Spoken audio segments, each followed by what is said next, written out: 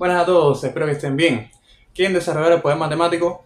Pues vamos a ver un poco de álgebra lineal, específicamente lo que se ve en álgebra 1 en la carrera de matemáticas. Y quiero ver de todo un poco, así que qué mejor que resolver el último examen, el examen final de álgebra 1. Veamos la primera pregunta. O sea, vamos a ver la esencia del álgebra lineal, básicamente. No podemos ver todo, porque no da tiempo en un video ver lo que se ve en un libro de texto, como por ejemplo el Kurosh, que es un buen libro de texto para aprender álgebra lineal.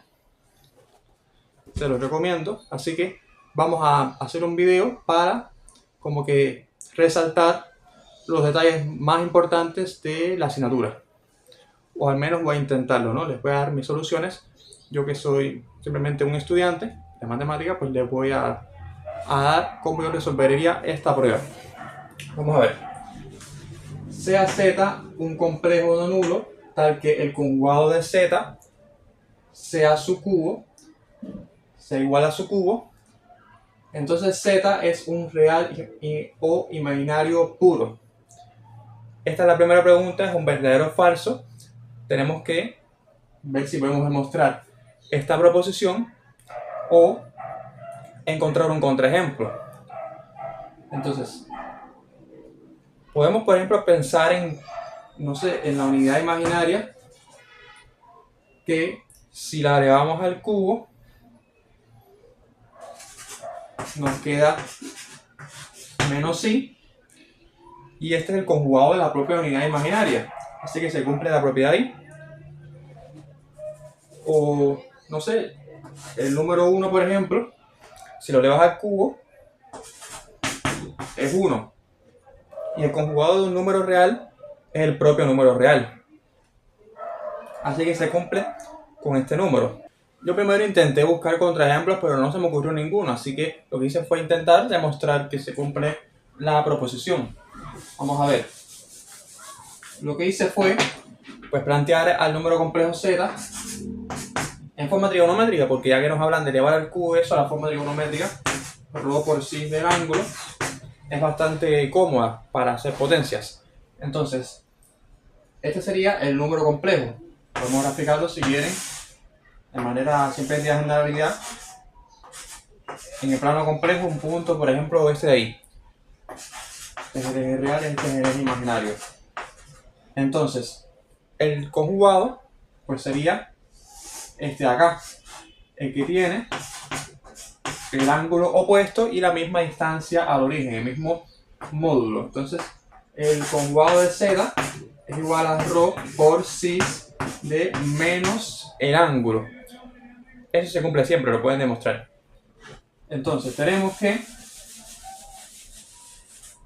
si elevamos al cubo el número complejo, tendríamos, según lo que conocemos de la potenciación de números complejos, usando la fórmula de Moivre, que también es fácil de demostrar, z al cubo sería igual a ρ al cubo por cis de 3 veces el ángulo.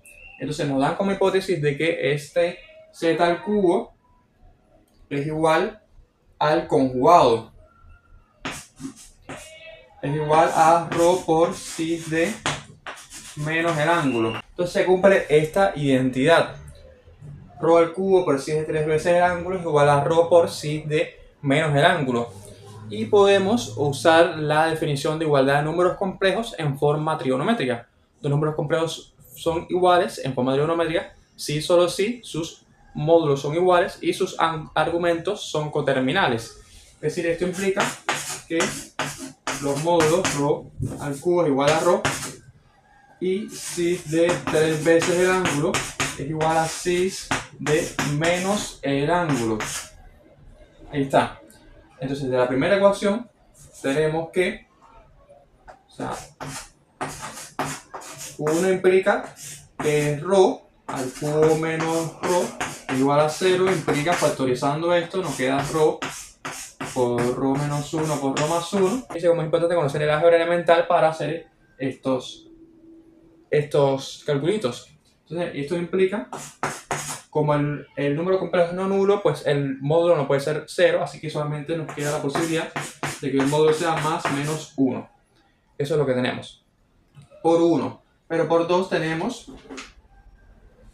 Voy a borrar por acá.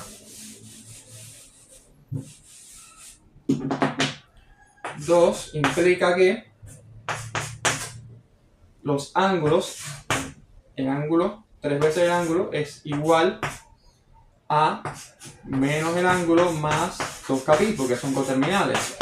Esto lo implica, o sea, ya tenemos que el módulo es igual a más menos 1.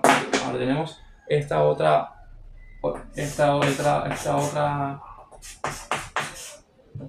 expresión, donde si despejamos tenemos que 4 veces el ángulo es igual a 2kπ, implica que el ángulo sería igual a kπ sobre 2. Si el ángulo es igual a kπ sobre 2, ¿qué pasa? El ángulo del complejo z. Tenemos que entonces z sería igual a lo que es más menos 1, o sea, más menos cis de kπ sobre 2. Ese sería el resultado que tenemos, que es el complejo que era el complejo z que teníamos desde el inicio, es cis de kπ sobre 2. Entonces, pero recordemos que significa cis. Cis es una abreviatura del coseno del ángulo más el seno, más la unidad imaginaria por el seno del ángulo. Entonces tenemos que esto es cis de kπ sobre 2. Entonces tenemos dos casos. Si k, que k era un número entero, ¿no? Si k es un número impar, si k es de la forma 2m más 1 con m entero, ¿qué nos queda? Pues nos queda pi sobre 2, 3pi sobre 2, 5pi sobre 2, es decir, los números que, recuerden que si de kπ sobre 2 es lo mismo que, entonces para el caso de que tenemos los impares de pi sobre 2, son los ceros del coseno, ¿no? Tenemos que recordar eso de trigonometría. Por eso es importante que aquí en Introducción a Álgebra tengan en cuenta esos detalles de trigonometría, ¿no? El coseno, aquí en pi sobre 2, 3pi sobre 2 se anula. Entonces tenemos que nos quedaría solamente y por seno de los múltiplos impares de pi sobre 2, pero pi sobre 2, o sea, el seno de pi sobre 2, recordemos también el seno, la función seno, en pi sobre 2 es 1, en 3pi sobre 2 es menos 1, o todos los coterminales. Entonces nos quedaría, el módulo puede ser 1 menos 1, así que nos quedaría más menos i. Ese sería el número complejo que tenemos.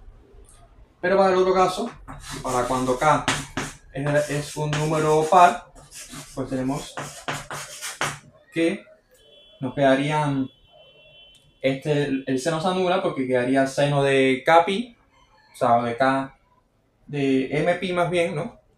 Nos quedaría seno de mπ, que eso siempre es 0, los ceros del seno, y coseno de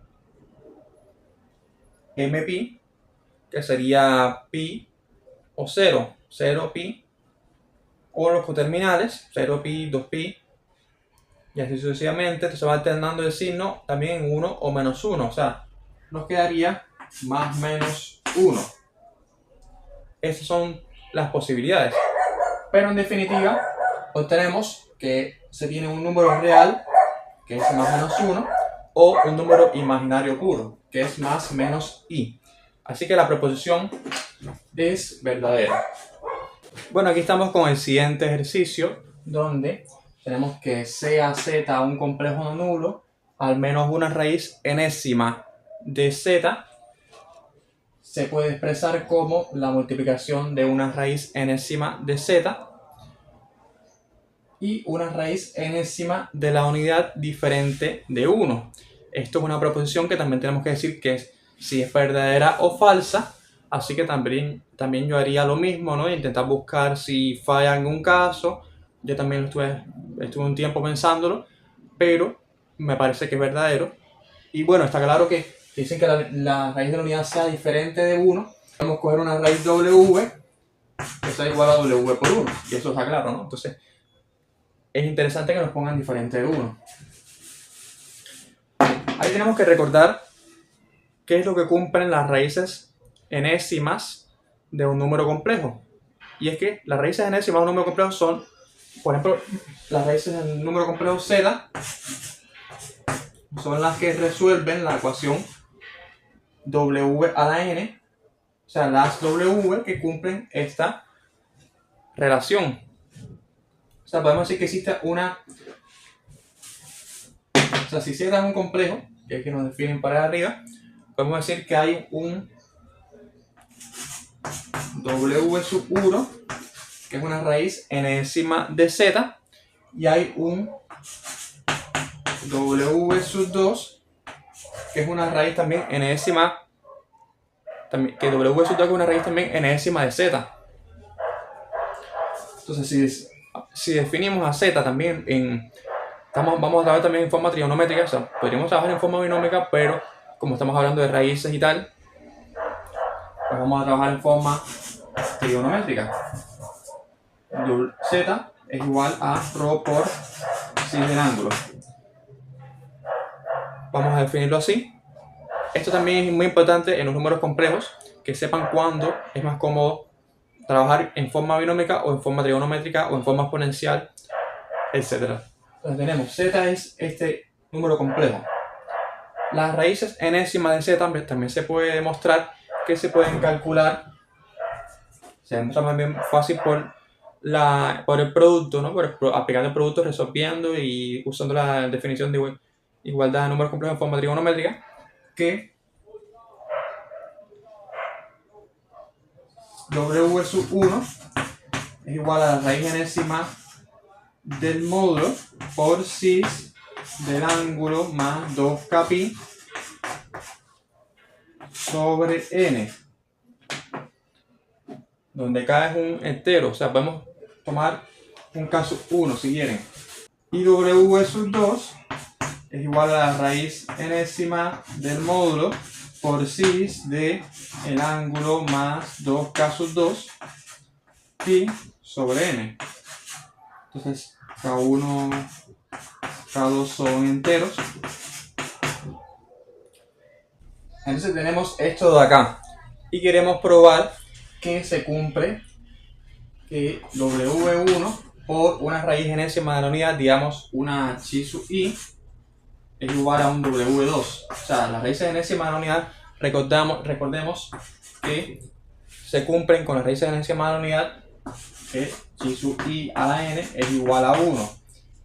Entonces, si queremos que se cumpla esto es lo mismo que decir que el cociente entre W1 y W2 es la raíz enésima chi sub i. Así que podemos dividir esa W1 y W2 y ver qué pasa.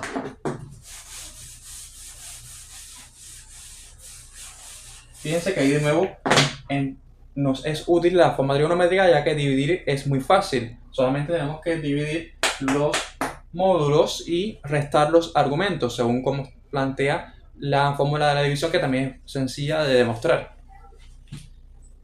O sea, este video no da para poder demostrarlo todo, pero les presento varias ideas que deben hacer énfasis para entender bien la introducción a la álgebra lineal.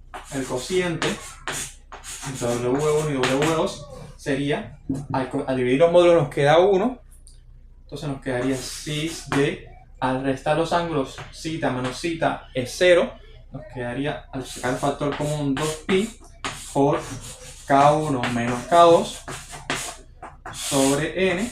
Este sería el cociente, pero supuestamente esa es la raíz enésima de la unidad. Si lo elevamos a la n, debe quedar 1, por la definición que habíamos dicho de lo que cumplen las raíces enésimas de la unidad. Entonces, al elevar esto a la n, usamos la fórmula de Moivre y tenemos que el módulo es 1, así que ya sabemos que 1 a la n es 1 y el módulo de esto va a ser 1. Solamente nos faltaría ver el argumento. Al multiplicar por el argumento nos queda cis de 2pi por K1 menos K2, pero es que eso es 1, porque si de 2pi menos K1 menos K2 es coseno de 2pi por K1 menos K2, K1 menos K2, más y por el seno de K1 de 2pi por K1 menos K2, pero el seno de 2pi siempre es 0, así que se anula y nos queda solamente el coseno de 2pi por K1 menos K2, pero eso es 1, ya que es el coseno de 2pi, un múltiplo de 2pi, o sea, un coterminal, es decir, que nos va a quedar siempre la imagen de 2pi en el coseno, eso es 1, así que esto de acá sería 1, por tanto se cumple que el cociente es una raíz enésima de la unidad. Fíjense aquí cómo no hemos particularizado el ejercicio, estamos partiendo de manera general, además se cumple que esto está bien definido, ya que w sub 2 es una raíz enésima de un número complejo que es no nulo, así que la raíz enésima no puede ser 0, porque al elevarla a la n no nos daría 0 si fuera 0. Así que esto fue una demostración directa. Llegamos a que la proposición es verdadera. Tenemos esta tercera proposición que nos plantea que dos polinomios p en x y q en x son primos relativos si solo si existen dos polinomios u en x y v en x tales que se cumple esta identidad. P en x por u en x más q en x por v en x es igual a 1. Esto, para ver si se cumple, habría que demostrarlo en los dos sentidos. Es un sí solo sí. Es decir, que si se cumple aquello de que, de que hay dos polinomios p y q primos relativos, entonces existen dos polinomios ux y v en x hasta que se cumple la identidad. Y si existen los polinomios ux y vx que se cumple la identidad, los polinomios p y q son primos relativos. Entonces, esto también pueden probar por un tiempo y ver si pueden encontrar que se cumple o no, pero realmente se cumple y además es una propiedad importante que está planteada en el libro de álgebra, el curso de álgebra que les mencioné de Kuroc, que habla, o sea, básicamente es la propiedad del teorema de Bezout para polinomios primos relativos. Es un sí solo sí y no importa el orden de los grados. Es decir, porque en el teorema de Bezout sí importa que u en x tiene que tener un grado menor que q en x y v en x un grado menor que p en x.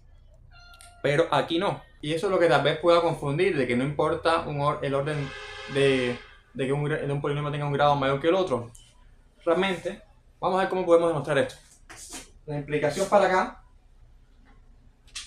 si tenemos dos polinomios p y q que son primos relativos, es decir, que el máximo común divisor entre p y q, tienen que recordar la definición de máximo común divisor para un problema como este, ¿no? Que es un polinomio que divide a ambos polinomios p y q, o sea que es un divisor común, que además es divisible por todos los divisores comunes entre p y q, y es mónico, esto para evitar que existan polinomios asociados.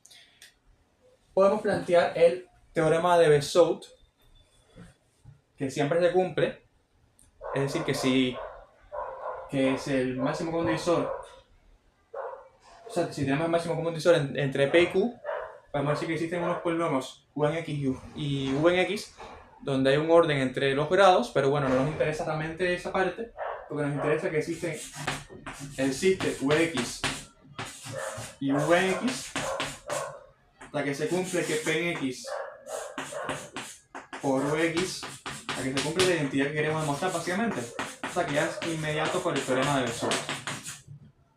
O sea, este sería el máximo común divisor entre ellos, así que por el teorema de Bezout ya podemos decir que esta implicación para acá se cumple. Para otra implicación, vamos a tener como hipótesis que se cumple que p en x por vx más q en x por v en x igual a 1. Es decir, existen estos dos polinomios ux y v en x hasta que se cumple esa identidad. Pero lo que queremos demostrar es que el máximo común divisor entre p en x y q en x es exactamente igual a la constante 1. Para ello, digamos que el máximo común divisor es un polinomio de x. Entonces, por definición de máximo común divisor, la que habíamos dicho, se cumple que b en x se puede escribir como d en x por otro polinomio a de x, ya que d en x es un divisor de p en x. Esto se cumple por la definición de divisibilidad de polinomios. Fíjense que las definiciones y propiedades que se cumplen con los polinomios son básicamente las mismas que con los números enteros, y precisamente porque los números enteros son polinomios constantes, polinomios de grado 0.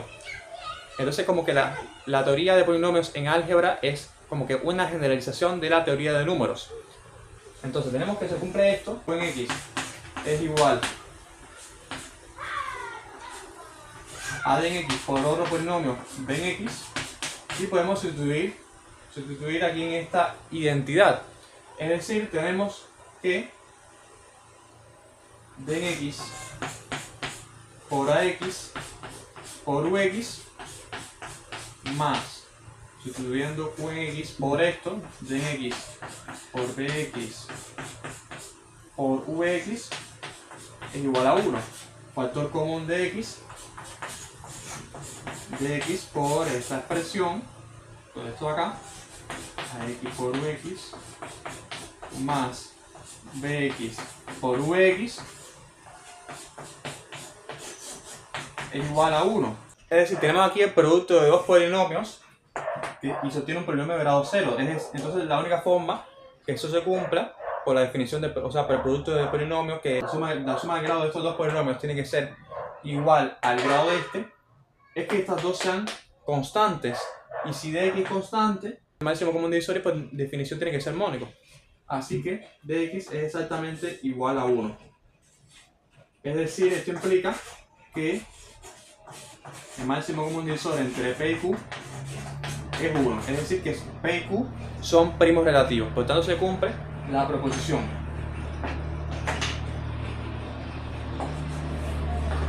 Ahora en esta segunda pregunta vamos a intentar no complicarnos. Es decir, nos piden que construyamos un polinomio de grado mínimo tal que p en x tenga coeficientes reales y todas las raíces sextésimas de la unidad sean raíces de p en x. Entonces, ¿cómo podemos hacer esto de manera sencilla?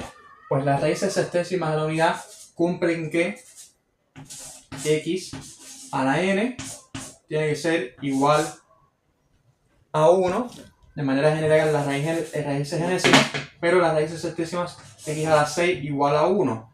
Entonces aquí tenemos el polinomio, porque simplemente decimos que el polinomio es de la forma px igual a x a la 6 menos 1, y cualquier raíz enésima va a ser una raíz de p, porque recordemos que la definición de raíz de un polinomio es el número que al evaluarlo aquí, al pasárselo sustituir por la x, nos queda 0. Así que cualquier raíz sextésima de la unidad que cumple esta identidad, pues va a ser raíz de este polinomio p. Así que el polinomio p de grado mínimo que nos piden es este, no hay otro, porque este es el que sale directamente de la definición y tiene coeficientes reales. Bueno, ahora estamos en la segunda parte de la pregunta 2, donde nos preguntan que si px es reducible en el cuerpo de los polinomios con coeficientes racionales. Es decir, que si ese polinomio p que construimos, x a la 6 menos 1, es reducible en racionales, y pues sí lo es, porque fíjense que x a la 6 menos 1 es una diferencia de cuadrados, se puede escribir como x a la 3 menos 1 por x a la 3 más 1. X a la 6 es un cuadrado y 1 es un cuadrado. Y estos dos son polinomios que tienen coeficientes racionales, es decir, hemos escrito a x a la 6 menos 1 como el producto de dos polinomios que pertenecen al cuerpo q en x. Entonces sí es reducible.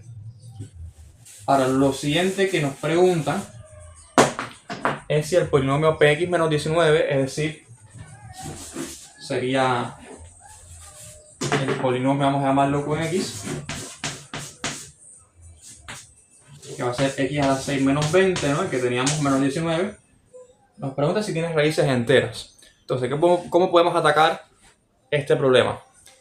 Si un polinomio tiene raíces enteras, una condición necesaria que cumple es que esa raíz entera es un divisor de 20.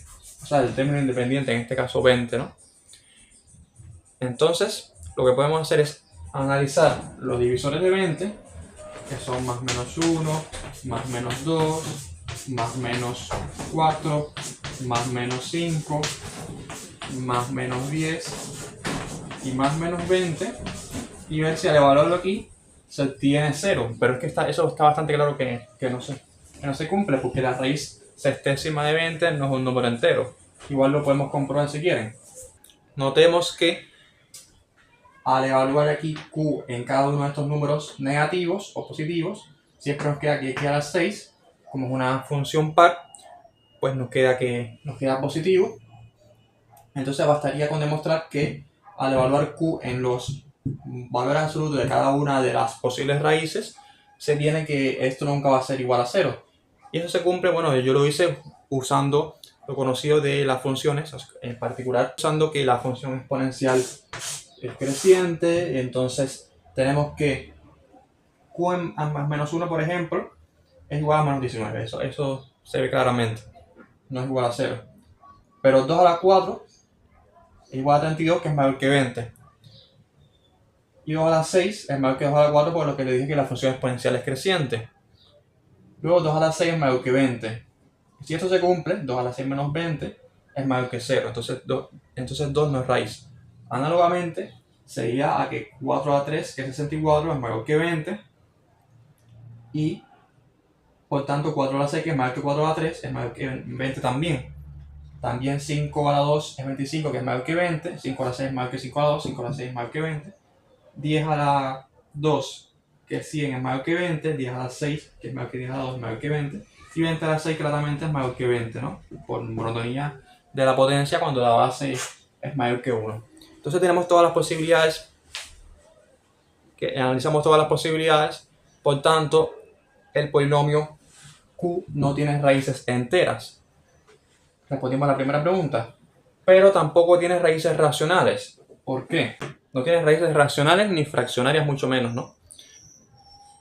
Porque si tuviera una raíz fraccionaria, del tipo m sobre n, se cumple que también una condición necesaria, que básicamente es una generalización de lo que le había dicho anteriormente, para esta raíz, es que n tiene que ser un divisor del término independiente de q, que q era x a la 6 menos 20. Es decir, que n tiene que ser un divisor de 1.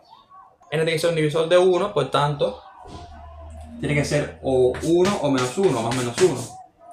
Pero en cualquiera de los dos casos, nos quedaría que tiene que tener el polinomio raíces enteras, ¿no? Porque m tiene que dividir al término independiente. Pero ya demostramos que el polinomio no tiene raíces enteras, por tanto, no tiene tampoco raíces fraccionarias, ¿no? O sea, como n es un divisor de 1, que es igual a más o menos 1, y m es un divisor de menos 20, o de 20, para todos los casos, que ya habíamos visto que m no puede ser una raíz del polinomio q, pues se cumple que m sobre n no es raíz de q.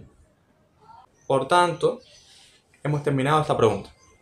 Bueno, ahora estamos con la tercera pregunta del examen, donde tenemos el siguiente sistema de 3 ecuaciones lineales con 4 variables.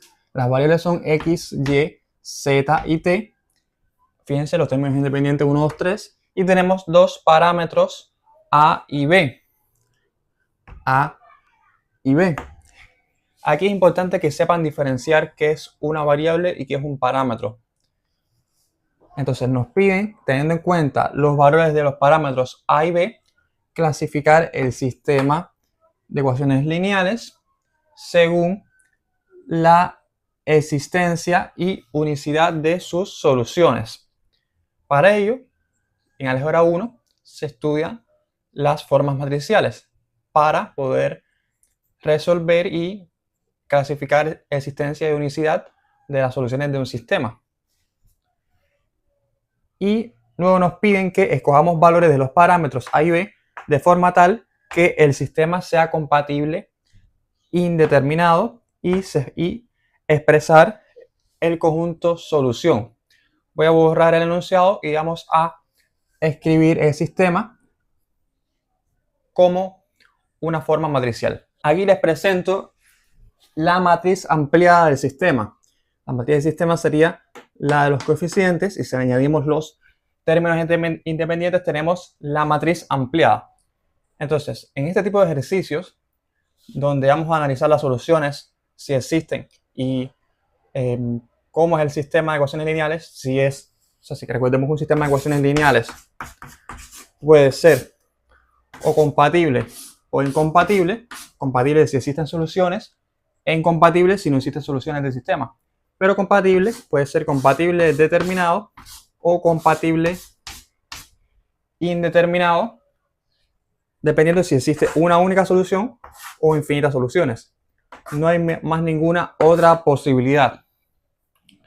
Entonces, en este tipo de ejercicios suele ser útil el rango. O sea, son ejercicios para evaluar la habilidad que tiene el estudiante con el rango de una matriz.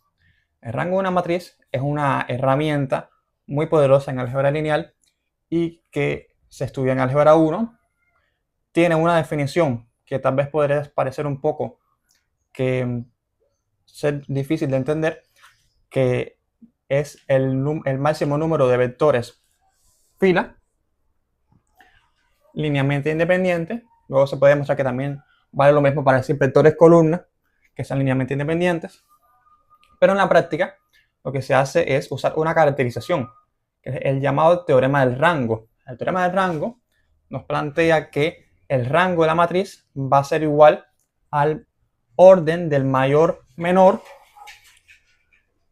de la matriz distinto de 0. Lo que nos dice el teorema del rango está bien justificado en libros de álgebra lineal, como el que les mencioné, el libro de Kuroch. Pero en este caso vamos simplemente a usar el teorema. O sea, vamos a poder calcular el rango de la matriz ampliada, y también vamos a usar el teorema de Kronecker-Capelli. Este teorema te plantea que si el rango de la matriz A, si los términos independientes, es igual al rango de la matriz ampliada, si rango de A es igual al rango de A ampliada, el sistema va a ser compatible. El sistema va a ser compatible si se cumple que los rangos son iguales. Pero si además es igual al número de variables, el sistema va a ser compatible determinado. Si es distinto, el sistema va a ser compatible indeterminado. Y si los rangos son distintos, pues el sistema va a ser incompatible. Estos son los... O sea, el teorema de Capelli te habla de la compatibilidad del sistema. Ya estos son corolarios, lo de que si es compatible indeterminado o determinado. Y está bien justificado. Obviamente no da tiempo a demostrar el teorema, pero esa teoría está bien justificada en los libros de álgebra lineal. Entonces, tenemos la matriz del sistema. Hay varias metodologías para usar en la práctica el teorema de rango y teorema de Kronecker-Capelli. Una de ellas es comenzar analizando menores de menor orden hasta analizar menores de mayor orden que vayan conteniendo a esos menores, ¿no? Uno de orden 1, después uno de orden 2 y así sucesivamente. Y si encontramos que todos son distintos de 0, pues el rango va a ser el último menor que sea distinto de 0. Si hay uno que es igual a 0, hay que ver todas las posibilidades de los menores que contengan a ese menor que estamos analizando, ¿no? Por ejemplo, si tenemos aquí que este es distinto de 0 y este va a ser distinto de 0, y luego el menor de orden 3 es igual a 0, eso no basta decir para que la matriz tenga rango 2. Habría que ver la otra posibilidad tomando la última columna, porque los menores no solamente se obtienen usando columnas consecutivas, ¿no? Puedes usar la primera columna, la segunda y la última, si quieres. Pero en este caso también podemos usar otra metodología de trabajo, que es comenzar de mayor a menor, de mayor orden a menor orden. Porque si analizamos el menor formado por la primera, segunda y y cuarta columna. O sea, por esta, vamos a poner aquí, por esta columna, esta y esta. Y bueno, las tres filas, porque vamos a analizar un menor de orden 3. Fíjense lo que se obtiene. Vamos a calcular el siguiente determinante. Es importante que sepan también la teoría de determinantes, que está también bien justificado en los libros de álgebra lineal. O sea, el determinante de orden 2 se define fácil, ¿no? Se define como un determinante de la forma ABCD es AD menos BC por definición. Esto no es un capricho de definición, simplemente cuando se resuelve el sistema de ecuaciones lineales se ve que se tiene este patrón y se define así el sistema, el determinante de orden 2. Es decir, la teoría de determinantes está bien planteada en los libros de álgebra lineal. Se justifica primero definiendo conceptos como permutación, transposición, paridad de una permutación, etc. Pero bueno, en este video no voy a hablarles específicamente de eso, solamente los invito a que estudien más sobre esta teoría. Y aquí en la práctica vamos a ver que calcula el determinante empleando el método de menores, desarrollándolo a partir de la primera fila del determinante, teniendo en cuenta este signo negativo, queda esta expresión aquí, álgebra elemental, nos queda que el determinante es igual a 6a menos 3. Fíjense que se cancelan términos, por tanto el determinante no depende del parámetro b. Y eso está muy bueno, porque entonces significa que el determinante se anula cuando a es igual a un medio. A igual a un medio va a implicar que el rango de la matriz A, o sea, A distinto de un medio, más bien, A distinto de un medio va a implicar que el rango de la matriz A sea igual a 3, porque por el teorema de rango que les había dicho, se tiene que el mayor menor distinto de 0 es de orden 3, porque aquí no se pueden obtener menores de orden 4, porque tenemos 3 filas. Entonces no puedes tener menores de orden 4. Por tanto, el rango de la matriz va a ser igual a 3 y también va a ser igual al rango de la matriz ampliada, porque puedes aplicar el mismo teorema del rango para la matriz ampliada y tienes un menor distinto de 0 de orden 3 que nos anula el mismo menor este que calculamos, ya que esta matriz pertenece también, o sea, es una submatriz de la matriz A ampliada. Es una matriz de la matriz A ampliada, por tanto podemos decir que el rango de la matriz A va a ser igual al rango de la matriz ampliada, pero es 3 y tenemos 4 variables. Así que podemos decir por el teorema de Kronecker-Capelli que el sistema es compatible. Si A es distinto de un medio, el rango de A, el rango de la matriz A es igual al rango de la matriz ampliada, pero distinto del número de variables, del número de incógnitas.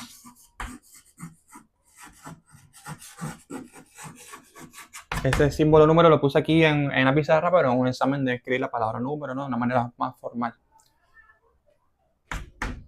Entonces, por el teorema de Kronecker-Capelli, pues el teorema de Kronecker-Capelli implica que el sistema es compatible y va a ser indeterminado por que es distinto del número de incógnitas al rango de la matriz. Eso para cuando A es distinto de un medio, pero nos queda el caso para cuando A vale un medio. Tenemos que analizar todos los casos. O sea, aquí no nos importa B porque ya encontramos un determinante de orden 3 que se anula. Tenemos que ver qué pasa cuando A vale un medio. Si A vale un medio, sustituimos en la matriz que teníamos ahí arriba, en la matriz ampliada, y obtenemos que A ampliada es igual esta de acá. 3, 2, 4, 1. Y fíjense qué casual. Quedan estos coeficientes iguales a estos de acá. Entonces podemos hacer una transformación elemental, que eso es algo que también deben conocer. Existen transformaciones elementales, dígase cambiar filas, dígase multiplicar una fila por un escalar, o dígase cambiar una fila por una combinación lineal de la otra, que no altera las soluciones del sistema de ecuaciones lineales. Por eso podemos decir, por ejemplo, este sistema, esa matriz A, va a ser equivalente a, pero vamos a hacer en la tercera 0, 0, 0, 0, 1, es decir, fila 3 menos fila 2, sustituirla en fila 3. A esta le restamos esta y la sustituimos aquí. Fíjense como también tenemos que restar los términos independientes, 3 menos 2, 1. Y aquí nos queda una incompatibilidad. Porque fíjense, piensen, esta matriz no se nos puede olvidar nunca que representa a un sistema de ecuaciones lineales que tenemos aquí. Tendríamos aquí una ecuación, por ejemplo, 3x más 2y más 4z más t igual a 2. Eso tiene sentido o puede tener sentido. Pero esto de acá, 0x más 0y más 0z más 0t igual a 1, 0, quedaría igual a 1, no tiene sentido. Por tanto, se ve claramente que el sistema es incompatible. Hay una incompatibilidad, se ve claramente. Pueden también justificarlo por los rangos de las matrices, ¿no? Que el rango de esta matriz es distinto al rango de la matriz ampliada, ¿no? Que fíjense que tienen ahí que aquí nunca van a poder tener una matriz de rango 3, pero tal vez se calculen en algún menor por acá van a tener una matriz de rango 3, posiblemente, ¿no? Pero se ve claramente que el sistema es incompatible. Así que ya podemos decir que la conclusión es para A distinto de un medio, se tiene que el sistema es compatible indeterminado, pero para A igual a un medio, el sistema es incompatible y no hay otra posibilidad. Porque para cualquier valor de B no influye en las soluciones del sistema. Solamente influye el valor de A. Ahora para el inciso B, que nos piden darle valores a los parámetros A y B para que el sistema sea compatible indeterminado, vamos a usar el inciso A, que sabemos ya que el sistema es compatible indeterminado para todo A distinto de un medio y para todo B. Entonces podemos tomar A igual 0 y B igual 0, por ejemplo, que son valores sencillitos. Por ejemplo, con A igual 0 y B igual 0 obtenemos la matriz esta que está acá, pueden comprobarlo. Ya voy a sustituir directamente y vamos a hacer la siguiente transformación elemental. Para generar un 0 por acá, si restamos esta fila menos esta, o al revés, ¿no? Para que quede aquí, para que queden positivos en la tercera fila, nos quedaría menos 1, 1, 1, 1. Esa sería la matriz. Y luego, eso haciendo la transformación elemental F, fila 3 menos fila 2 fila 3. Y luego podemos, como les dije, recordar que esta matriz representa el sistema de ecuaciones lineales. Luego podemos decir que esto es el siguiente sistema. Tenemos este sistema de ecuaciones, que es lo que representa aquello de allá.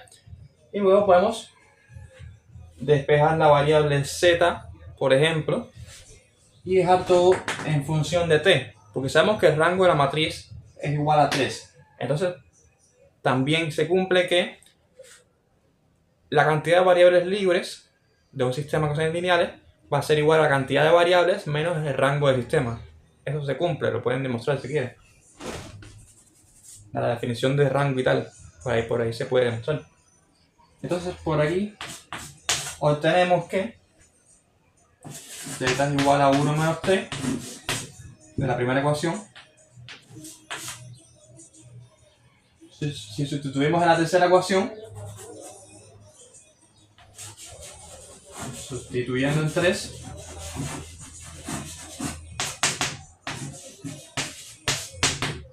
o sea, lo que estamos haciendo ahora es resolver el sistema, es lo que nos queda. Nos quedaría menos y más 1 menos t más t igual 1. Esto se anula, entonces queda y igual 0. Tenemos que y siempre tiene valor 0 para este caso. Y sustituyendo en 2, 3x más 3 por 1 menos t igual a 2. Esto implica que 3x es igual a menos 1 más 3t. Esto implica que x es igual a 3t menos 1 sobre 3. Este sería el valor de x, que también depende de t. O sea, t es la variable a la que vamos a ir dando valores arbitrarios. Ya tenemos a x, tenemos a y, tenemos a z. Ya podemos plantear el conjunto de solución. serían, hay varias formas de escribirlo. Una, por ejemplo, sería escribir x, y, z, o sea, serían los vectores x, y, z, hasta que se cumple que x es igual a 3t menos 1 sobre 3,